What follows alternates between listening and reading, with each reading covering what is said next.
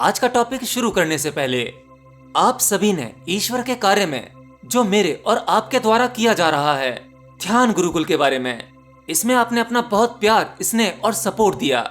Donation के रूप में आपने जो भी कुछ दिया, आप सबकी ध्यान गुरुकुल की सहायता के लिए मैं आपका दिल की गहराइयों से धन्यवाद करता हूँ। लेकिन अभी मंजिल दूर है, आप लोगों का सपोर्ट मुझे कंटिन्यू चाहिए होगा। लेकिन याद रखें, जो व्यक्ति कैपेबल है, जो फाइनेंशियली हेल्प कर सकता है, केवल वही करेगा। मेरे प्रेम और मोह में पड़ के डोनेशन मत देना, अगर हो तभी देना। एनीवे, देखिए ज्ञान का स्रोत क्या है। जिस प्रकार आप किसी पुस्तक को पढ़कर ज्ञान लेते हैं या किसी ज्ञानी पुरुष को सुनकर आपको जो मिलता है वह ज्ञान नहीं है। किसी भी पुस्तक से या किसी ज्ञानी पुरुष को सुनने के बाद जो मिलता है वह आपके मन और तार्किक बुद्धि के आधार पर होता है। सामान्यतः कोई पुरुष बुद्धि के तल पर इंटेलिजेंट हो सकता है। वह वेद शास्त्र और धार्मिक किताबों को पढ़कर बहुत जल्दी और ज्यादा लंबे समय तक याद रख सकता है। तो वेद पुराणों और शास्त्रों से मिला ज्ञान यह ज्ञान नहीं, जानकारी होती है। इसीलिए इस प्रकार के ज्ञान से आपको इनर सेटिस्फेक्शन नहीं मिलता, यह केवल रिसर्च है। किताबों से ली गई किसी भी प्रकार की जानकारी, अब वो चाहे मॉडर्न एजुकेशन हो या फिर आध्यात्मिक एजुकेशन, यह आपको केवल बाहरी जानकारी देती है। पुस्तकों को पढ़कर आप स्वयं को नहीं जान सकते। हाँ, लेकिन कई बार यह स्वयं को जानने का धोखा जरूर पैदा कर देती हैं। परंतु सच्चा खोजी अगर कोई धार्मिक पुस्तक पढ़ता है तो वह उस पुस्तक के पार निकल जाता है, और पुस्तक के पार निकलकर तब वह स्वयं को जान पाता है। ज्यादातर लोग पुस्तकों में ही फंसकर रह जाते हैं और बचा हुआ जीवन ज्ञान के धोखे में जीते हैं। क्या आपको किसी ऐसी पुस्तक के बारे में पता है जो इस पृथ्वी पर मौजूद है, जिसे पढ़ने के बाद आपको 100% गारंटीड आत्मज्ञान हो जाता है? क्या आपको नहीं पता? चलिए मैं आपको बताता हूँ। इस यूनिवर्स की सबसे रहस्यमय पुस्तक आप खुद हो। अफसोस इस बात का है, आप इतनी अनमोल पुस्तक लिए घूम रहे हैं जिसे आप कभी खोल कर ही नहीं देखते। आपने इस पुस्तक को कभी पढ़ने की हिम्मत ही नहीं की। अरे भाई, जिन फिजिकल बुक्स में आप ज्ञान ढूंढते फिरते रहते हो, अब वो चाहे भगवत गीता हो, अष्टावक्र गीता हो, वेद पुराण कुछ भी हो, ये सभी धार्मिक ज्ञान वाली पुस्तकें मनुष्य के भीतर से ही जन्मी है।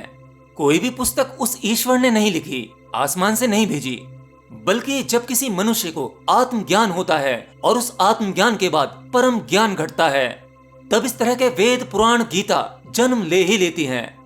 अगर कोई सच्चा साधक, ईमानदार व्यक्ति धार्मिक पुस्तकों को पढ़ने का अभ्यास करता रहता है तो ये पुस्तकें केवल इतना काम करती हैं कि आपके भीतर पड़े हुए इस परमात्मा के बीज को अंकुरित कर देती हैं। अब उस अंकुर को आपको प्रेम भाव से सींचना है, खोज को आगे लेकर जाना है। पुस्तकों में लिखे उन शब्दों में फंसकर नहीं रहना है, उसके पार निकलना है। और उस सच्चे ज्ञान के लिए आपको इन फिजिकल बुक्स के साथ साथ स्वयं की बुक को पढ़ना होगा। अब सवाल यह उठता है कि स्वयं की पुस्तक को कैसे पढ़ें, अपने आप को कैसे समझें। देखिए, स्वयं की खोज के लिए सबसे पहले आपको प्रेम को समझना होगा, क्योंकि प्रेम उस परमात्मा का ही नाम है और प्रेम का अर्थ है स्वीकार। जब किसी मनुष्य में स्वीकार भाव जागने लगता है तब समझो उसके भीतर प्रेम का बीज अंकुरित होने लगता है। स्वीकार का मतलब है अब कोई शर्त नहीं, जो जैसा है मुझे वैसा ही स्वीकार है। इस पृथ्वी पर आपके आसपास आप जो भी कुछ देखते हैं यह सब ईश्वर की ही रचना है। अगर इस प्रकार का भाव आपके भीतर जाग जाए तब आप हर एक चीज को प्यार कर पाएंगे, उसे वैसा ही स्वीकार पाएंगे वो जैसी है। आप जरा अपने भीतर टटोलो, झांक कर देखो आपके भीतर कितना स्वीकार भाव है। अरे, थोड़ी ठंड ज्यादा पड़ गई तो ये अच्छा नहीं हुआ, गर्मी ज्यादा पड़ गई, बहुत ज्यादा गर्मी है, अगर कभी वर्षा ज्यादा हो गई तो वर्षा ज्यादा हो रही है, ये ठीक नहीं हो रहा। मेरे सामने वाला इतना खुश क्यों है, मेरे जीवन में इतने दुख क्यों, आखिर ईश्वर ने मुझे ही इतने दुख क्यों दिए। मैंने अपने जीवन में इतना प्रयास किया, इतनी मेहनत की, परंतु मुझे उसका फल नहीं मिला। जब आप इस प्रकार अपने भीतर झांकेंगे तो आपको अपने जीवन में विरोध के अलावा कुछ नहीं मिलेगा। जाने अनजाने ईश्वर के नियमों में आप ढेर सारी कमियां निकालते रहते हैं। कहाँ है आपका स्वीकार भाव? आप अपनी पत्नी से प्रेम करते हैं, पत्नी पति से प्रेम करती है, परंतु वहाँ कहाँ है प्रेम? देखिए, पति पत्नी के रिश्ते खराब होने का सबसे बड़ा कारण होता है एक दूसरे से एक्सपेक्टेशन, प्यार करने की एक्सपेक्टेशन। आप स्वयं अपने पार्टनर को स्वीकार नहीं कर पाते, जैसा है उसे वैसा ही स्वीकार करना चाहिए, परंतु आप सारा जीवन उसमें कुछ और ढूंढते रहते हो, उसे बदलने का प्रयास करते रहते हो। अरे भाई, अगर मेरा पति शॉर्ट टेम्पर है या मेरी पत्नी शॉर्ट टेम्पर है, तो ये स्वभाव भी उस ईश्वर के द्वारा ही बना। आपको चाहिए केवल स्वीकार भाव, आपको बस प्रेम करना आना चाहिए। अगर आप स्वयं प्रेम कर सकते हो, तभी आपको सामने से प्रेम मिलेगा। अगर आप दूसरों से प्रेम की उम्मीद करते हो, तो समझो आपके भीतर प्रेम है ही नहीं। वह निराकार पर ब्रह्म सभी रूपों में है। आप उसे निराकार कहते हैं, अरे वो तो आकार में भी है। असल में आप जब तक मनुष्य को मनुष्य समझते रहेंगे, आपको आत्मज्ञान नहीं घटेगा।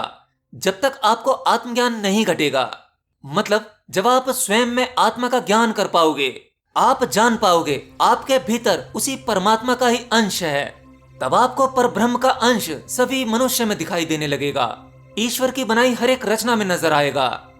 आप उसे स्वयं अनुभव कर पाओगे, तब आप किसी से नफरत कर ही नहीं पाओगे। आपके भीतर जो बचेगा केवल प्रेम बचेगा।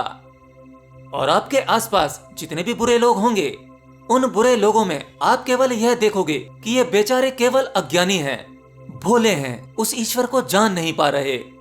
आपके भीतर उनके लिए भी क्रोध नहीं आ पाएगा।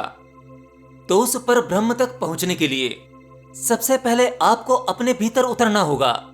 आपके भीतर उतरने के लिए सीढ़ी आपके भीतर ही है, और जब आप स्वयं को खोज लेते हो, तब आपको उस परमात्मा पर ब्रह्म की सीढ़ी नजर आ जाती है। स्वयं को जानने से पहले वो चाबी आपको नहीं मिलेगी।